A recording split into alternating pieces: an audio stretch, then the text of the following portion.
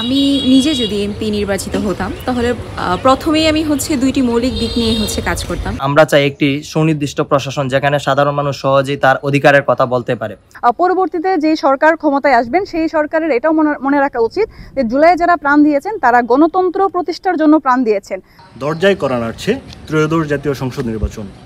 আসন্ন নির্বাচনকে ঘিরে তরুণরা কি ভাবছেন সেটি জানার জন্য আমরা আছি নেত্রকোনা ৩ আসনে। আমরা জানার চেষ্টা করব আসন্ন নির্বাচনকে ঘিরে তরুণদের মনোভাব। আমরা কথা বলেছি নেত্রকোনা ৩ আসনের বিভিন্ন শ্রেণী পেশার তরুণের সঙ্গে। এবারের জাতীয় সংসদ নির্বাচনে আমি আমার জীবনের প্রথম ভোট দিতে যাচ্ছি। এবারের জাতীয় সংসদ নির্বাচনে আমি শুধু ব্যালটের কালি নয়, আমি স্পর্শ করতে যাচ্ছি দেশের ভবিষ্যৎকে। একজন তরুণ প্রজন্ম হিসেবে আমার মতে মনে হয় যে একজন সংসদ সদস্য অন্তত স্নাতক পাস থাকতে হবে এবং একজন সংসদ সদস্যের নির্বাচনী ইশতেহারে উনি যে বিষয়গুলো ঘোষণা করেছেন বা যে প্রতিশ্রুতিগুলো দিয়েছেন ওনার ওইগুলা বাস্তবায়ন করতে হবে। ওনাকে সততা এবং ন্যায়নিষ্ঠার ভিত্তিতে যে কোনো সিদ্ধান্ত নিতে হবে এবং ওনার ভিতরে কঠিন সময়ে কঠোর পরিস্থিতিতে এবং যুগোপযোগী সিদ্ধান্ত ওনাকে নিতে হবে এবং সেইটা মোকাবেলা করতে হবে। নেপোটিজম বা স্বজনপ্রীতি করা যাবে না। ওনাকে সার্বিক দিক চিন্তা করে জনগণের পাশে থাকতে হবে, তাদের দুঃখ দুর্দশার কথা শুনতে হবে এবং সার্বিক দিক দিয়ে ওনাকে ওই বিষয়গুলো নিয়ে কাজ করতে হবে। বাংলাদেশের জাতীয় নির্বাচন নিয়ে অতীতেও বিতর্ক ছিল। একটি নির্বাচন সুষ্ঠু হবে কিনা এটি এখনোই সঠিকভাবে বলা যাচ্ছে না। তবে নির্বাচন কমিশন যদি সঠিকভাবে আইন প্রয়োগ করতে পারে, সরকারের যদি ইতিবাচক ভূমিকা থাকে এবং রাজনৈতিক দলগুলো যদি অংশগ্রহণ করে এবং জনগণ যদি সচেতনভাবে ভোটাধিকার প্রয়োগ করতে পারে, তবে একজন তরুণ ভোটার হিসেবে আমি মনে করি এবারে নির্বাচন সুষ্ঠু হতে পারে। আমার এলাকায় যে নির্বাচিত প্রার্থী হবেন তার কাছে আমার প্রত্যাশা হলো তিনি যেন সত্যিকারের জনগণের প্রতিনিধি হিসাবে কাজ করেন।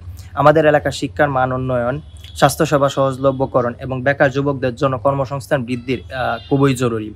এছাড়া রাস্তাঘাট, ড্রেনের কাজ, তারপরে বিদ্যুৎ ও পানির সুব্যবস্থাকরণ, এগুলো ওনাকে করতে হবে। আমরা চাই একটি সুনির্দিষ্ট প্রশাসন যেখানে সাধারণ মানুষ সহজেই তার অধিকারের কথা বলতে পারে। আমরা চাই তিনি যেন কথায় নয় কাজে বিশ্বস্ত হন। বাংলাদেশের পররাষ্ট্রনীতি হওয়া উচিত বহুমুখী, ব্যালেন্সড এবং স্বার্থনির্ভর, যেখানে বাংলাদেশের স্বার্থটাই থাকবে সবার প্রথমে। আমাদেরকে পরাশক্তি যে দেশগুলো, সেই দেশগুলোর সাথে একটা কৌশলগত ভারসাম্য সম্পর্ক বজায় রাখতে হবে, যেখানে আমাদের উইন উইন সিচুয়েশনটা বজায় থাকবে। তাছাড়া বাংলাদেশ সাউথ এশিয়ায় নিজেদেরকে একটি আঞ্চলিক শান্তি এবং সম্প্রীতি রক্ষাকারী দেশ হিসাবে পরিচিত করবে এবং বাংলাদেশ ক্লাইমেট ভয়েস হিসাবে পৃথিবীর বুকে নিজেদেরকে অধিষ্ঠিত করবে। এবং এই ভারসাম্যপূর্ণ সম্পর্কের মাধ্যমে এবং এই ভারসাম্যপূর্ণ পররাষ্ট্রনীতির মাধ্যমে আমাদের জাতীয় অর্থনীতির উন্নয়ন হবে, আমাদের জাতীয় নিরাপত্তা এবং সার্বভৌমত্ব রক্ষা হবে। আমার মতে দুটি সেক্টরেই সমান গুরুত্ব দিয়ে একই সাথে সংস্কার আনা প্রয়োজন। প্রথমত শিক্ষা ব্যবস্থা। আমাদের শিক্ষা ব্যবস্থাকে আধুনিক ও কর্মমুখী করতে হবে, যেন তরুণরা তাদের পড়াশোনা শেষ করে বেকার বসে থাকতে না হয়, তাদের একটা কর্মসংস্থান সৃষ্টি হয়। দ্বিতীয়ত যে বিষয়টা সেটা আমাদের প্রশাসনিক ব্যবস্থা। আমাদের প্রশাসনিক ব্যবস্থাকে স্বচ্ছ ও জবাবদিহিমূলক করতে হবে। অস্বচ্ছ প্রশাসনিক ব্যবস্থা দিয়ে কোনো মতেই টেকসই উন্নয়ন সম্ভব নয়। আমাদেরকে যদি স্বচ্ছ প্রশাসনিক ব্যবস্থা আমরা তৈরি করতে পারি তাহলে দেশের অবকাঠামোগত, স্বাস্থ্য এবং শিক্ষা খাতে উন্নয়ন সম্ভব।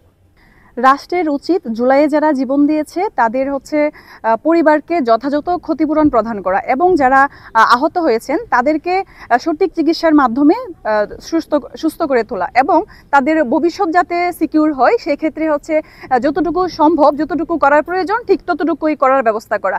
পরবর্তীতে যে সরকার ক্ষমতায় আসবেন সেই সরকারের এটাও মনে রাখা উচিত যে জুলাইয়ে যারা প্রাণ দিয়েছেন তারা গণতন্ত্র প্রতিষ্ঠার জন্য প্রাণ দিয়েছেন।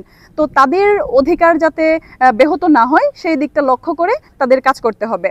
আর আমি বলবো যে এই মুহূর্তে যেটা প্রয়োজন সেটা একটা সঠিক এবং নিরপেক্ষ তদন্ত কমিশনের মাধ্যমে আহত এবং নিহতদের ঘটনার সাথে যারা জড়িত তাদেরকে বিচারের আওতায় নিয়ে আসা।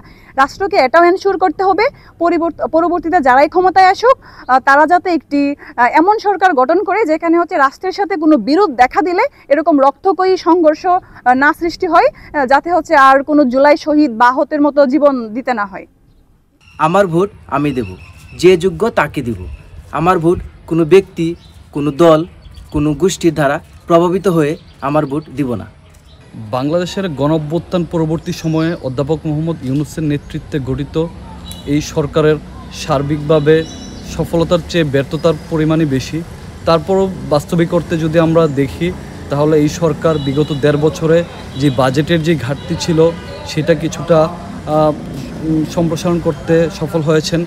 এই সরকার আমাদের যে বৈদেশিক রিজার্ভ ছিল সেই রিজার্ভের ঘাটতিটা কমিয়ে আনতে যথেষ্ট চেষ্টা করছে।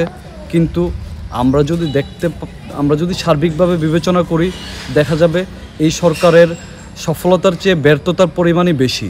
এই সরকার মব ভায়োলেন্স নিয়ন্ত্রণে ব্যর্থ হয়েছে। সার্বিকভাবে এই সরকার আইন শৃঙ্খলা পরিস্থিতি নিয়ন্ত্রণে পুরোপুরি ব্যর্থ। আমরা এখনও প্রতিনিয়ত বিভিন্ন স্থানে খুন, রাহাজানি, ধর্ষণ, চাঁদাবাজির মতো ঘটনা প্রত্যক্ষভাবে দেখছি, যেটা এই সরকার কোনোভাবেই আটকাতে পারছে না। আমি নিজে যদি এমপি নির্বাচিত হতাম তাহলে প্রথমেই আমি দুইটি মৌলিক দিক নিয়ে কাজ করতাম। সেটা হচ্ছে রাস্তাঘাট এবং শিক্ষা। রাস্তাঘাট বলা যায় যে সাধারণত খুব অল্প সময়ের মধ্যে এটা উন্নয়ন সম্ভব, কিন্তু শিক্ষার ক্ষেত্রে সেটা দীর্ঘমেয়াদী একটা বিষয়।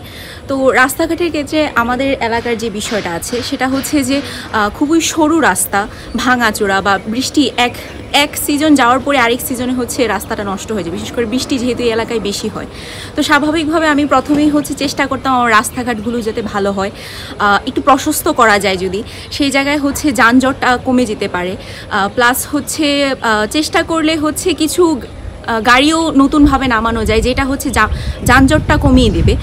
তারপর শিক্ষার ক্ষেত্রে আমি চেষ্টা করব সবাই যাতে 100% যে জনগণ আছেন এলাকার তারা যাতে সেই শিক্ষাটা ভালোভাবে পায়, সুযোগটা সবাই যাতে সমানভাবে পায়, সেই ক্ষেত্রে চেষ্টা করব। আর আমি যদি আরেকটু বাড়িয়ে বলি, আমি চিকিৎসা ক্ষেত্রে কিছু সাহায্য করতে পারি। সেটা আমাদের এইখানে যে স্বাস্থ্য কমপ্লেক্সটা আছে সেখানে অনেক সময় যে একটু বেশি খরচের, যদি আমরা বলি যে এক্স-রে, আলট্রাসোনোগ্রাফি, এগুলোর ক্ষেত্রে দেখা যায় যে এগুলো ভালোভাবে আমাদের অঞ্চলে হচ্ছে না।